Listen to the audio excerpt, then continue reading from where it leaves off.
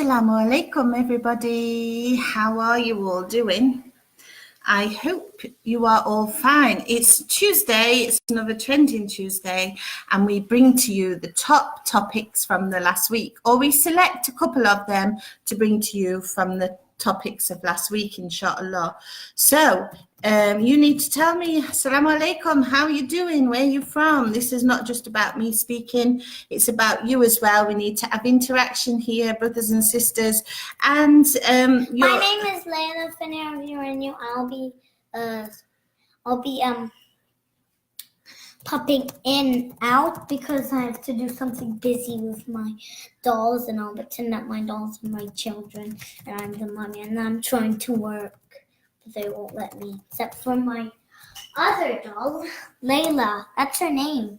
We found her in a mosque we bought her at the RIS conference in December in Toronto. Salaam alaikum, Tina. How are you doing? Salaam alaikum, sister. Hi, Tina. My mom has an auntie called Tina. I do. Salaam alaikum, Fatima. How are you doing, sister? Hi, Fatima. So this is not just about me talking. I want to know your thoughts and opinions and comments on the subjects that we're going to talk about today. Inshallah, we have some very nice topics today. The first one, we're going to talk about how the 30 students went from Harvard University in the US to Ummrah for the first time. Very nice initiative done by the Muslim chaplain in Harvard. And we are then going to talk about, for all sisters, what qualities should you be looking for in a husband? And we are also going to say, why can't women pray during their periods? And if you've made ghusl, and excuse my Arabic, I know I don't say it right, but if you've made ghusl, do you need to make wudu? And we'll explain all these terms as well for those of you who are not really sure of them. So we need your comments on these as well, so please do feel free to comment, say where you're from, tell us Assalamu alaikum. Tina is saying hi, Layla, and hi. Fatima is saying great, alhamdulillah, Layla, lovely seeing you again. Well, it's very nice to see you again, and we do really love reading all the comments when you send them to me when we do these live sessions, alhamdulillah.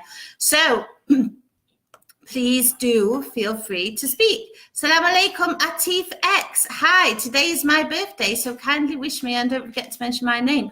Well, happy birthday, Atif. I hope may Allah bless you with many, many, many more years, and also happiness and blessings throughout those years. I mean, with good health as well, and all that you are asking him for. So happy birthday, Atif. I hope you have had or are having a lovely day. You'll have to let us know. So it's really nice to see that. So may Allah bless you, brother. Tina, nice. Doing together, being miss. Yeah, we know that's, you have lives. Sometimes you miss these sessions, but I am always happy to see our regulars on here every week, or as many weeks as you can, so don't feel bad. Inshallah, we will see you as many times as we can, inshallah, Tina. I look forward to seeing you and all of you who are regulars to our live chats, and we have a few, subhanallah, Fatima as well, mashallah. That is so beautiful and marvelous to go on Ummrah, inshallah. Yes, it is, Fatima, and we're going to say more about that story in a minute. I will, Samira, remember you all in my prayers, and you remember us in yours, please. I will make dua at the end, I always do, but may Allah bless you as well. Salam, I'm Mariam from Cape Town, South Africa, mashallah. We have a lot of viewers from South Africa just lately. How are you, Dad? Is it now the start? Are you starting to come into autumn now? Because I know you're in the southern part, so I think your summer and winter are different to ours. I'm in Canada currently, and we seem to be having a prolonged winter. We still have lots of snow here. May those Fatima saying, may those going on Ummrah have Ummrah Makbulan wa Maburan. Well, you'll have to explain that to me in Arab, in English, Fatima, but I'm sure it's a good thing, of course. I'm going to talk to you now, Sadhu, don't worry. I'm going to tell you all about this story from Harvard. So it's a really nice story, mashallah. And Khalil Abdul Rashid is Harvard's first full-time Muslim chaplain.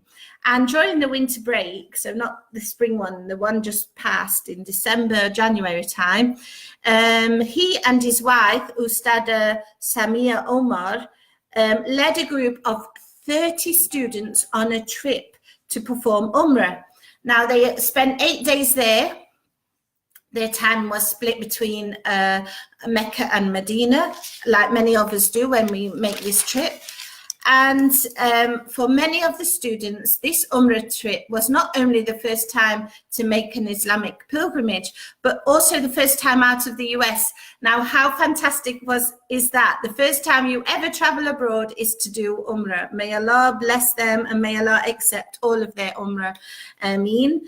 And nearly all of them were fully funded by community organizers and anonymous donors. I really like this initiative because, you know, it's really important that we attach ourselves to what's sacred in Islam. And of course, if we are not able to make Hajj, the next best thing to that is Ummrah, of course. And, you know, it's such a fantastic journey. I've been once with my husband before Layla was born, and we went in a very nice. We went in May, so it was quite warm, but it was quite hot, but it was doable. And we went first to Medina and then Mecca. We did it the opposite. I know usually people go first to Mecca and Medina. For some reason, we did it the opposite way. And let me tell you, Medina is probably the most peaceful place I have ever been to in this world, and Mecca as well. But I think with Mecca you have the busyness of everybody trying to do their Ummrah, which is what they're there for, and they, you know, they're very concentrated on that. Whereas in Medina, it's like, you know, when you do a big sigh of relief, like this tranquility passes over you, and it's such a beautiful place. The people who live there are really blessed, mashallah.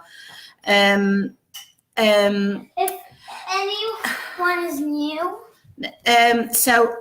may all of you be allowed to go to do Ummrah at some time soon, inshallah, and feel that beautiful feeling that most of us feel. And it is a lovely story. I'm going to get back to your comments in a minute. I'm just going to drop this link into the comments so that you can check out this story from these Harvard students also going on their Ummrah.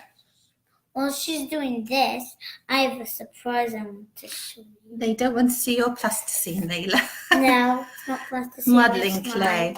Right. Brother Mohammed, I wish you talk about science of fiqh and hadith weekly. Brother, if I was a professor in science of fiqh or hadith, I would happily talk to you about it, but I'm not. So I cannot talk to you if I'm not qualified to talk to you about it. I can only talk to you about things that we have in our articles, and that's based on that. I am not that far in my Islamic studies, unfortunately, but you can make dua for me. I have studied it a little bit.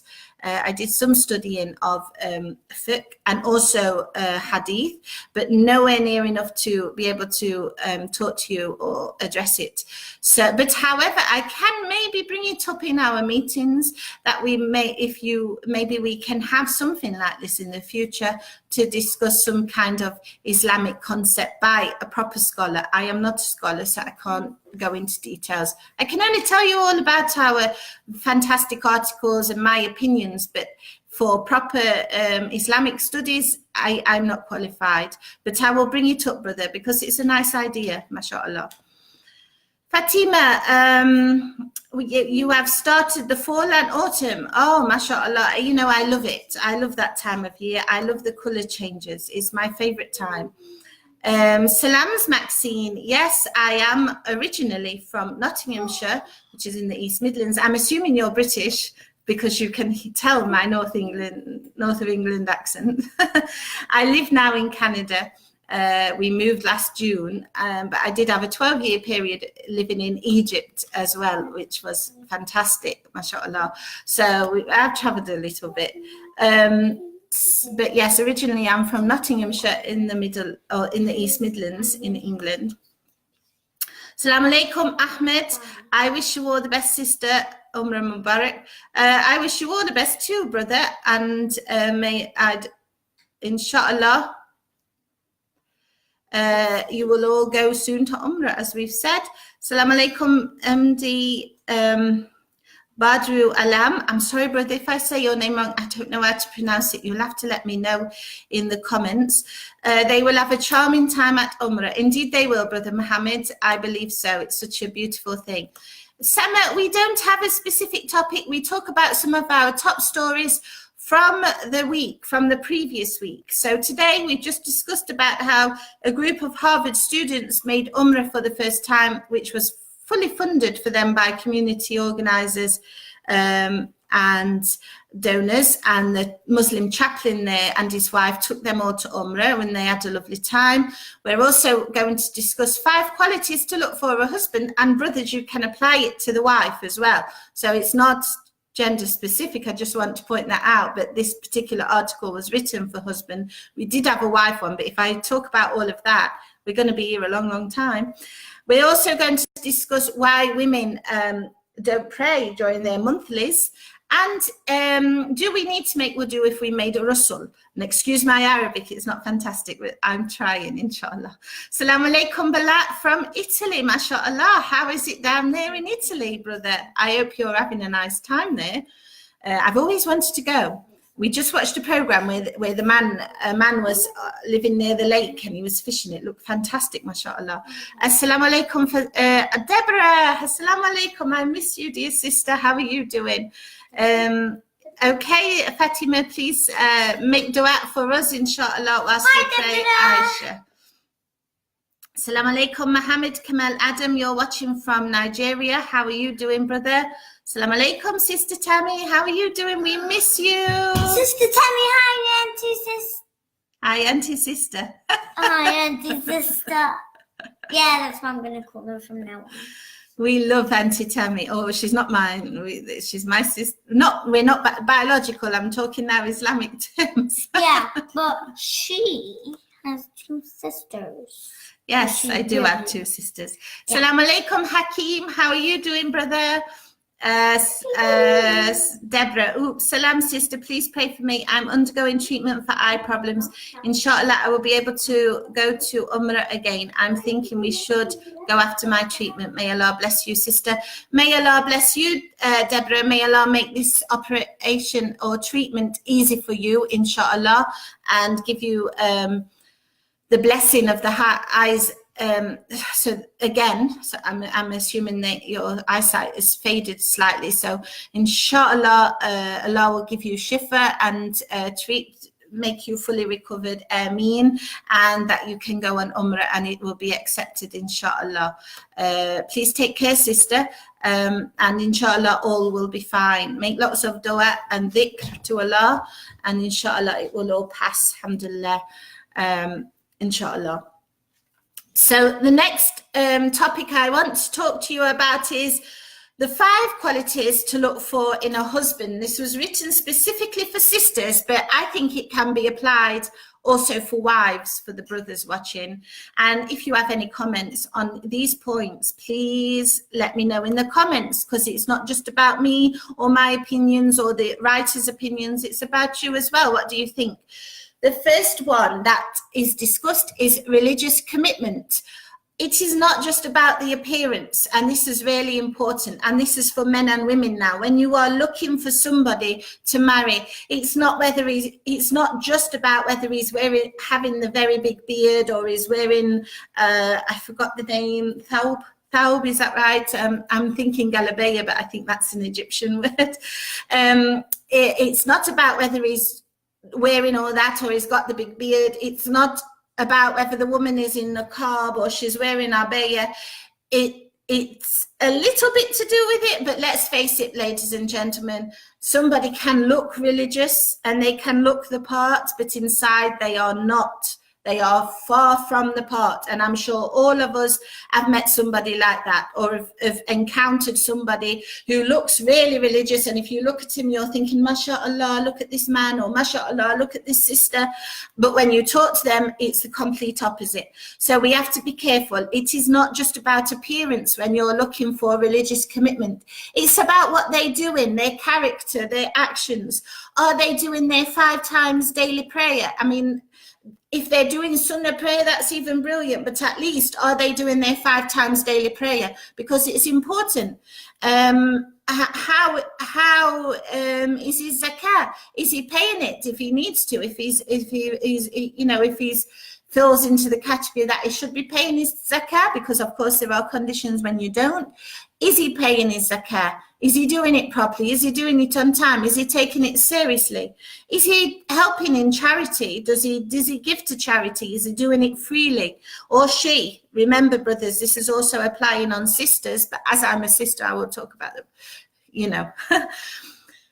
does he read Quran? Is he reading Quran? I don't mean like to be a hafiz, no, but at least he's reading Quran and he's trying to apply it, and he's trying to, get the message from the Quran in his daily life.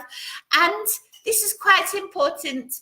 I wouldn't say key, but it's quite important. Do you practice at the same level with the same beliefs? Now, why I say, for me, this is my opinion. When I got married, I was a new convert. So, of course, my level of understanding and beliefs were not at the same level as my husband. And he's the one that helped me bring up to my level what it is now, as well as the efforts from my friends and what I put in. And, of course, overall, Allah, alhamdulillah. But if you are not on similar levels, it can be tricky sometimes. Because if somebody is lower than you, they can bring you down. On the other hand, saying that, if you are higher than someone, they can pull you up. But it's really essential that what do you want? If you want to be with somebody who's similar level to you and you're religious, it's important. Because sometimes if you are lower or that person is lower, they can bring you down to them. Or, if Allah wills, you will go higher. But it is a bit of a tricky one. So it's probably better to have at least similar beliefs where possible, or the similar level where possible, subhanallah.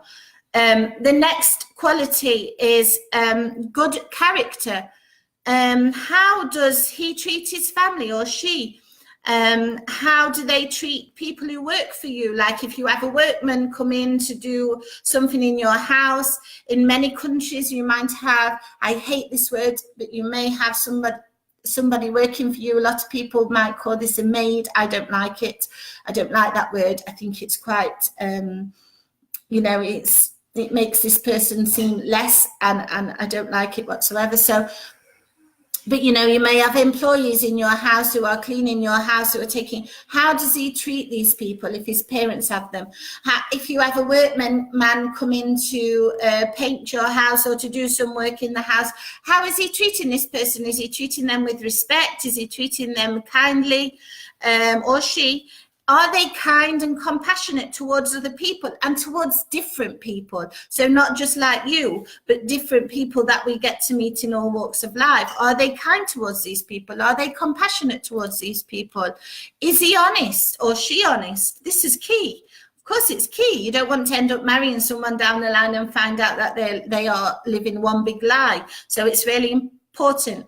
And what else is important is that you watch for red flags in body language. Now, we don't have to be experts in body language, but there are certain things, like, for example, if he's telling you one thing, but then his actions show another, or her, if it's a woman, then, this is a red flag.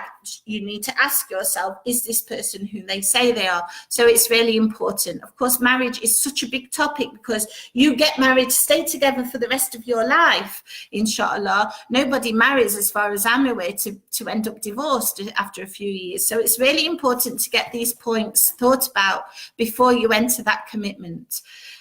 I'm hanging in there, inshallah. Thank you, dear sister. Yes, I will. Ya Rab, Deborah, everything will be fine, inshallah.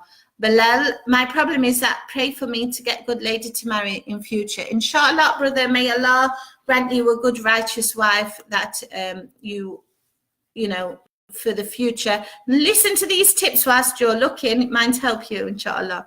Shared values. You need to talk about this before marriage. How many people get married and then there's an issue? Let's say the wife wants to work and the husband doesn't want her to work. It wasn't discussed before marriage, so what happens? They have a big fight. They can't settle it. It can lead to divorce. Something so simple, and it's all because these kind of things weren't discussed at the beginning, before even getting married. Not at the beginning of marriage, before you get married. You need to talk about these things. You need to talk about, you have to be completely honest with each other, and you need to know, will my husband allow me to go out and work? Or would he prefer that I stay in the house? Or would he like me to work from home? Because nowadays, alhamdulillah, the more global we get, the more positions from home are happening. So you need to know this, because some men, they don't want their wives to go out to work. So you do need to know this. My husband in the beginning, he didn't want me to go out to work.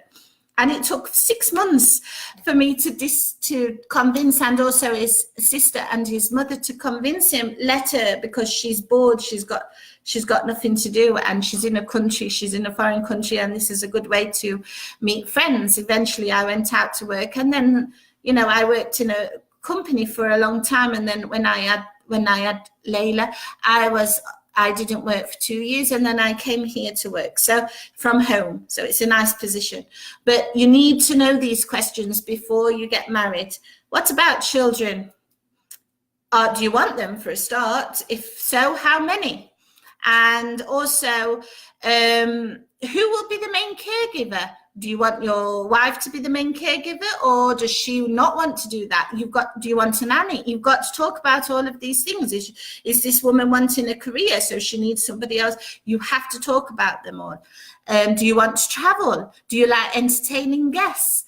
And other goals in life, how are you going to achieve them? These all need to be discussed.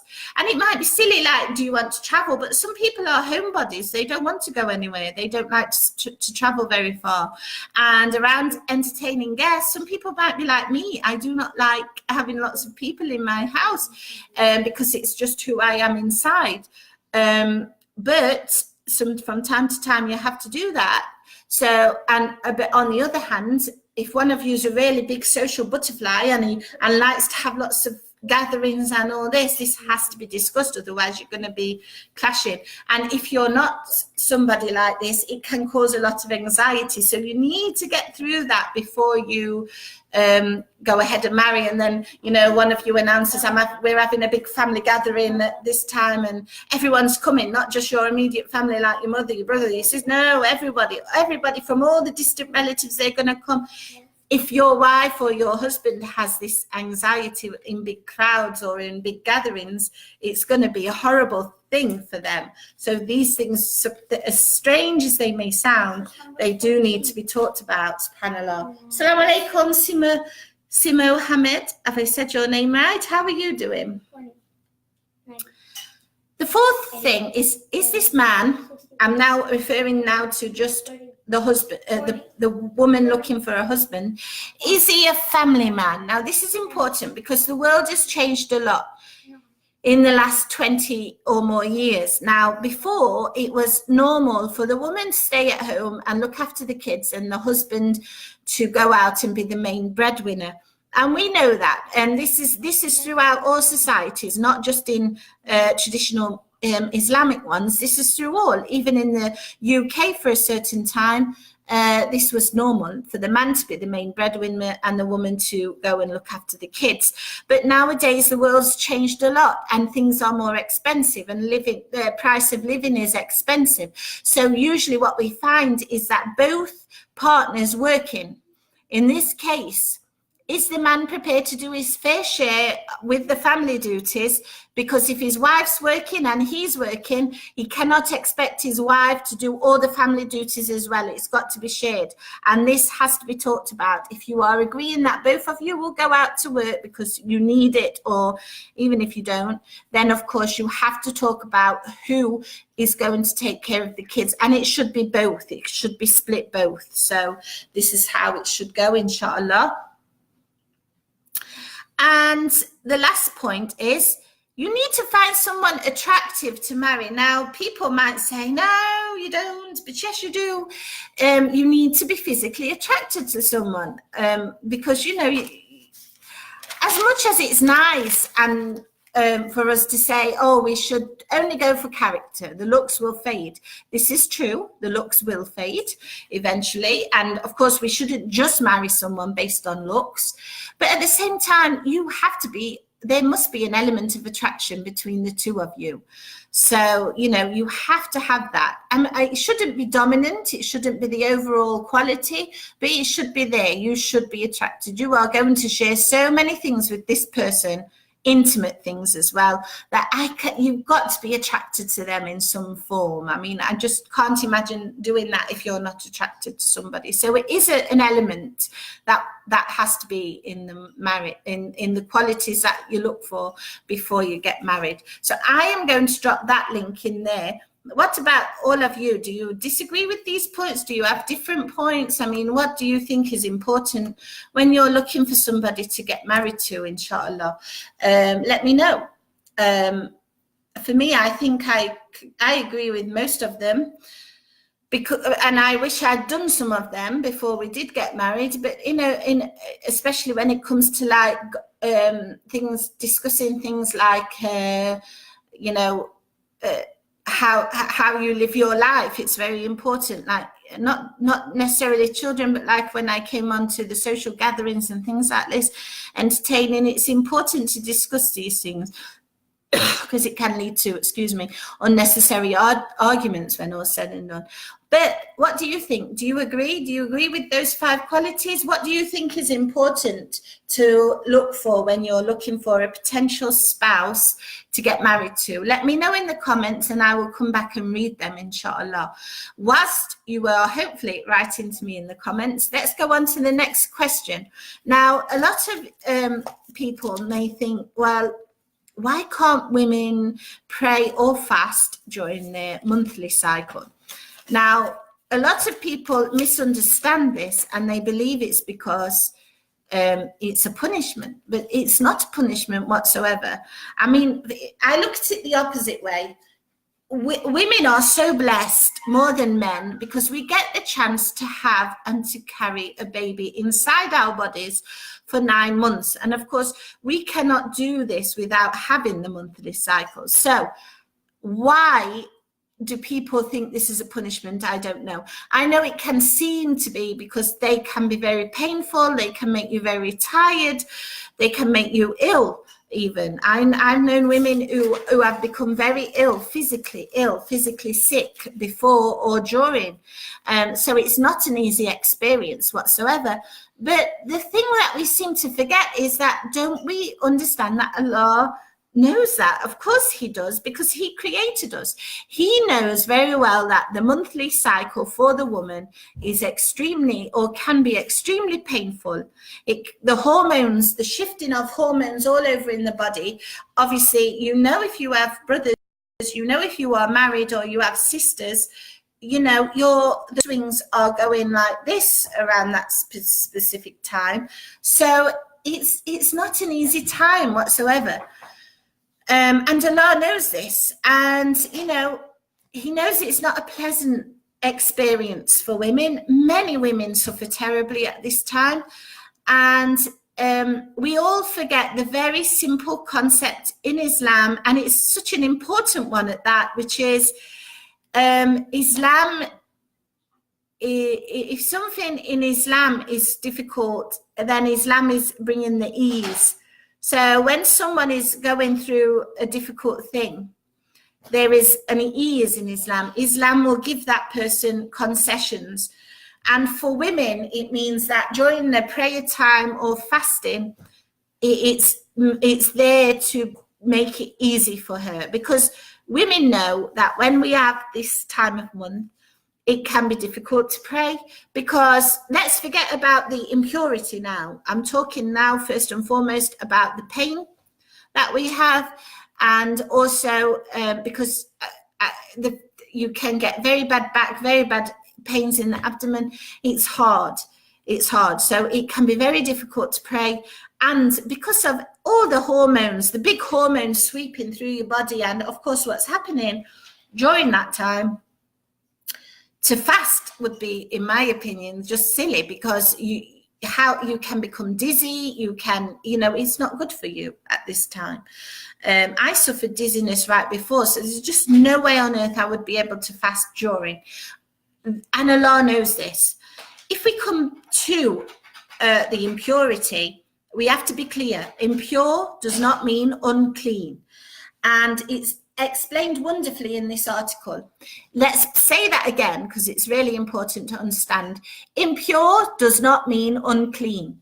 Now, let's talk generally now. If you've been to the bathroom to do your business, and you've washed your hands, you've gone about your daily life, and it's time for prayer, so you go to do wudu to make yourself pure, to do wudu. But that does not mean from the time you've gone to the bathroom to the time you make wudu that you're unclean. There is a big difference. You are still clean. You just have to make the wudu to make yourself pure. There's a difference, because purity is not meaning you're dirty. It doesn't mean that whatsoever.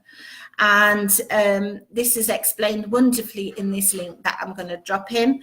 And also, if you think about it as well, Prophet Muhammad sallallahu alaihi wasallam, when Aisha used to have her monthly cycle, he used to put his head on her lap and recite Quran. Now, that's a big indication that if this time was unclean, he wouldn't have done that whatsoever.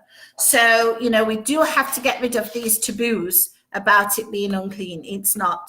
We are not praying because we are unclean. We are not praying because it's hard for us, and we're not pure. There is something not pure in our bodies. That is all. That's not to do with our health or hygiene or anything else like that. So I just wanted to put that out there. Deborah said, very true. A friend talked with a man on the phone. They had much in common. When they met at friend zone, finally, they had no attraction to each other in spite of having many activities. This is the whole, you can have a chemistry with someone you're not attracted to. This is very important. We're going back now to the marriage. I'm jumping a little bit. You can have chemistry with someone you're not attracted to. You have friends, you have best friends, you're in a group of friends. You may have chemistry with that friend. It doesn't mean that you want to go and marry and spend the rest of their life with that person. Of course, it doesn't mean that. So, it's a bit of an odd thing for me to refer it to, but I just meant chemistry is not the same as attraction. And, you can have chemistry. This is Layla's face, by the way, from Modeling Clay. I think it's a star. No, it's a face. That's spooky, and I'm trying to scare the ones who have the lights it. She's trying to scare you all with her spooky Modeling Clay face. Yes, so again, you can have chemistry with so many people. Doesn't mean you're attracted to every single one you have chemistry. And that point, what Sister Deborah said, is really, really a good point to have. You can have so much in common. You can really enjoy talking to somebody. Doesn't mean you are attracted to them at the end of the day. And it is an important part when you get married. And then she's saying, going back to the monthly cycle, I'm sure you all understand why I'm not using the proper terms, because I have my 5-6-year-old here. Just wait until menopause, horrible suffering time, sweats unreliable or longer, pain, headache, weight gain, can't even think straight, glad that's over. Well, I don't want to look forward to that, Sister Deborah, but okay, yeah, it's true. Women do suffer, don't we, with the monthlies, with the pregnancies, with the menopause, but alhamdulillah, it's all a blessing. I actually am scared of monsters, because I feel like there's real monsters, because once at my school, everybody was scaring me, and they were saying, "Bill!" every time I was walking to the Halloween party, and then all of us was like, well, I think there's a ghost or zombie in there, so I'm really scared. Okay, alhamdulillah. Well, there are monsters, but not in those kind of things that you're thinking about. This is true. SubhanAllah. So women are blessed. We are blessed to have this happen to us because, of course, it allows us to have another life grow inside us with the blessing of Allah. And so we obviously need all this to happen.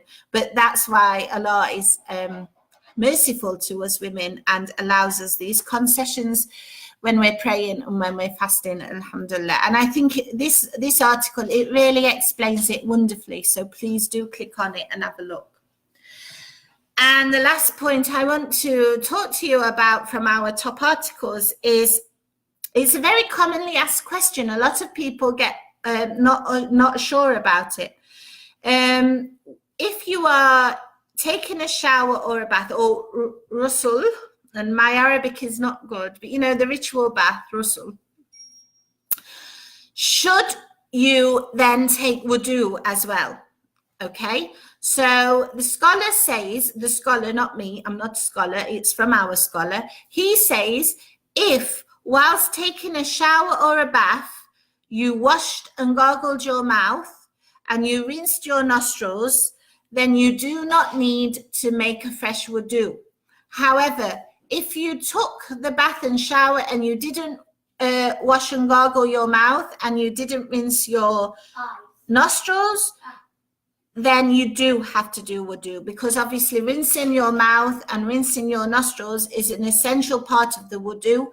So if you haven't done that whilst you're in the bath and shower, then you do have to do a wudu. If you have done it, then you don't. So that's a quick, easy answer there. I'm going to put the link in though, so you can see the whole thing, what is written. I just wanted to tell you the short answer.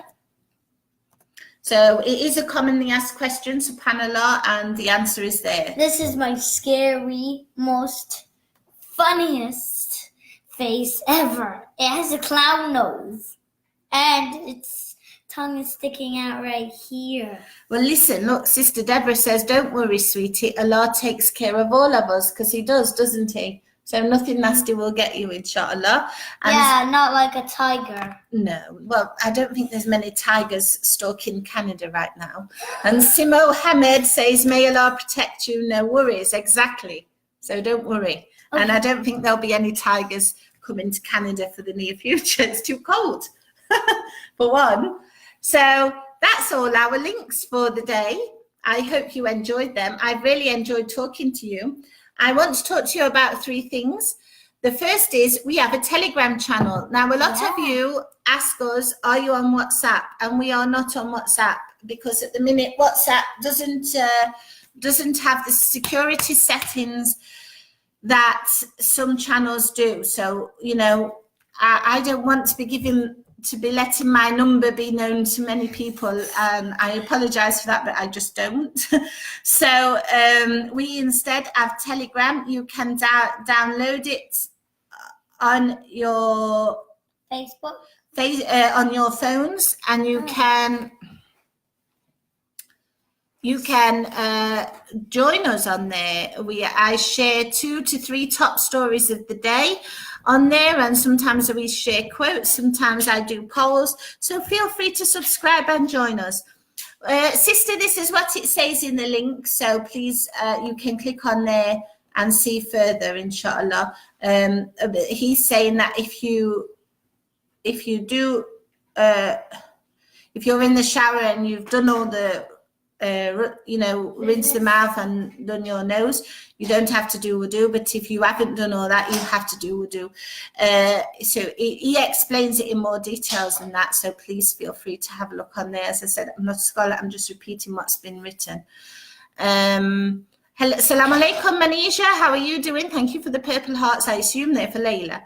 Love Hello Kitty, my favorite. Yes. I love Hello Kitty too, and she's had this t-shirt a while. It used to be really long, but now it's fitting her just perfectly.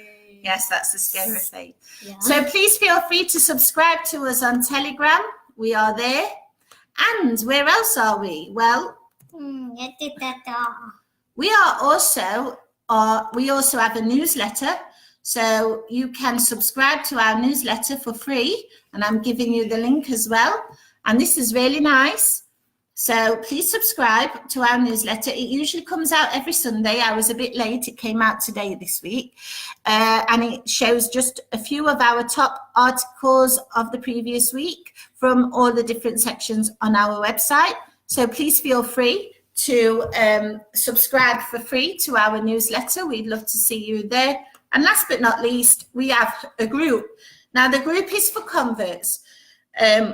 And we've done a slight name change. We used to be about Islam 101. Now we are about Islam for converts, because our aim is to help converts, whether they're just new or whether they've been a convert for many years. Maybe they got misinformed, or maybe they just want to help others, or we just want to help converts. You do have to answer questions before joining us. Please make sure you join us, otherwise we please make sure you answer the questions, otherwise we decline. This one is saying bye bye, love you. It's like so bye. Please do join our group, but please make sure you answer the questions, otherwise we decline anyone who doesn't answer the questions. Wow. This is to protect those that are already in the group, and make sure you read the rules. We're looking forward to seeing you over there. We do like to help converts, and if you feel you have something to help, please join us, but do answer the questions, otherwise we won't let you in. Assalamu alaikum, Halda Hassan Layla. How are you? I remember that your mother is called Layla, if I remember rightly. You told me in the previous live session.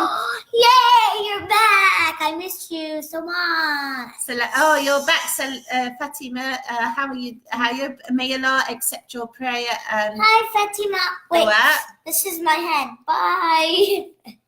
Inshallah. And I'm just scrolling. Jazana wa iyakum, Simo Hamid.